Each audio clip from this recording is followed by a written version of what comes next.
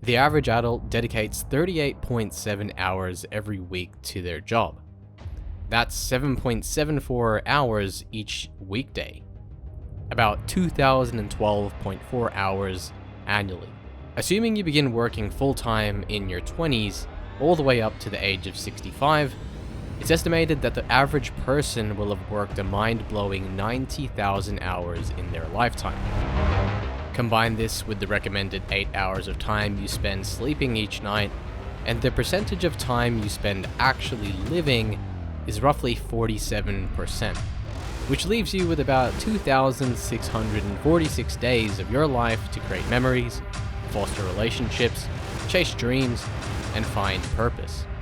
At the heart of this dilemma that many of us face is the rat race, a concept that has for generations defined our pursuit of success, often at the cost of time and freedom. We work, we sleep, we eat, we repeat. In this video, we'll explore the roots of this race in our history, and we'll look ahead, imagining a future where AI might run this race for us, asking what that means for us as humans.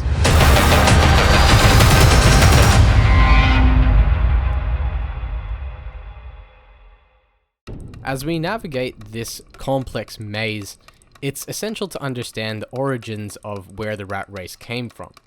How did we get here, and more importantly, why? Let's start at the 16th century, which set the stage for the modern world. Visionaries like Leonardo da Vinci transformed the way people perceive art, beauty, and the human form. But the 16th century wasn't just about art. Beyond the confines of Europe, the world was expanding. Explorers like Christopher Columbus ventured into uncharted waters seeking new routes and lands, leading to the discovery of the Americas and sea routes to Asia. The seeds of capitalism were being sown. Fast forwarding to the 18th century, a new world began to arise, shifting away from agrarian economies to industrial powerhouses. The advent of machinery powered by steam and coal meant that factories could produce goods on a scale previously unimaginable. But it wasn't just about machines, it was about the people who operated them. Rural farmers seeking better opportunities migrated to urban centers, turning cities like Manchester and Birmingham into industrial hubs. These cities became the beating heart of the new industrial age. If the 18th and 19th century were about producing, the 20th century was about consuming.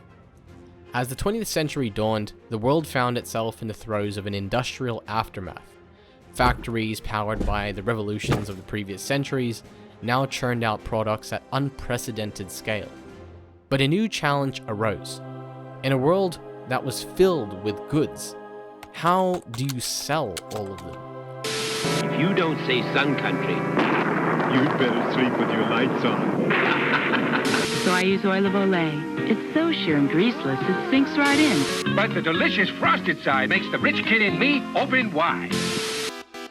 This was the birth of consumerism, a force that would come to define much of the century. No longer was it sufficient for products to merely exist, they needed to be desired.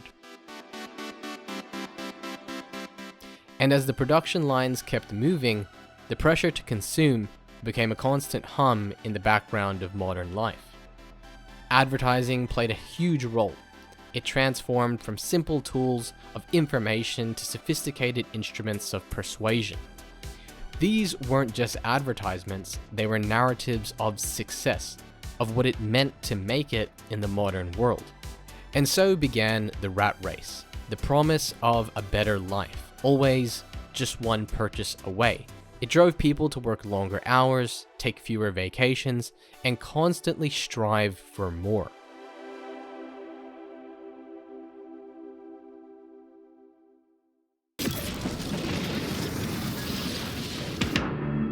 The dawn of the 21st century heralded more than just a new millennium. It marked the acceleration of the digital revolution.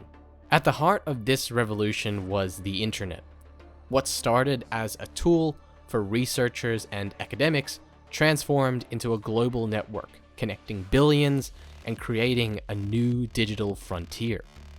But beyond connecting with distant relatives on Facebook or searching through Wikipedia pages to find answers to vague questions, something else was at the fingertips of the masses: the buy button. In this digital revolution, one of the most influential offsprings that came out of it was e-commerce. Platforms like eBay emerged. Anyone could become a seller. But eBay was just the beginning. Enter Amazon. Under the vision of Jeff Bezos, Amazon quickly expanded its offerings from books to electronics, clothing, and eventually almost anything imaginable.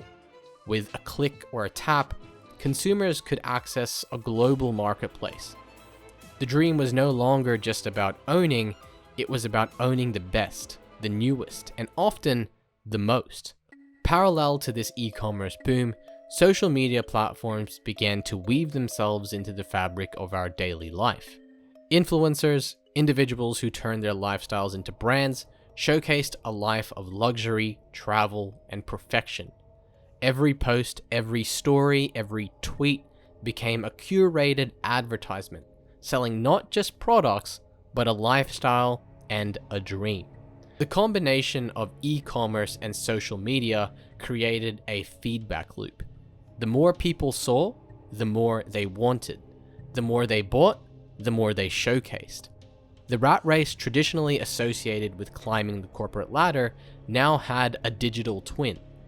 It was about curating the perfect online image, owning the trendiest products, and living a life that was Instagram worthy. As the 21st century progresses, a palpable shift is underway. Beneath the digital glitz and the relentless pace of consumerism, there's a growing sentiment of discontent. Many are beginning to question, is this all there is? Is the endless pursuit of the next big thing, the next promotion, the next viral post, truly the pinnacle of human life? More and more individuals, especially among the younger generations, are seeking to chart their own course.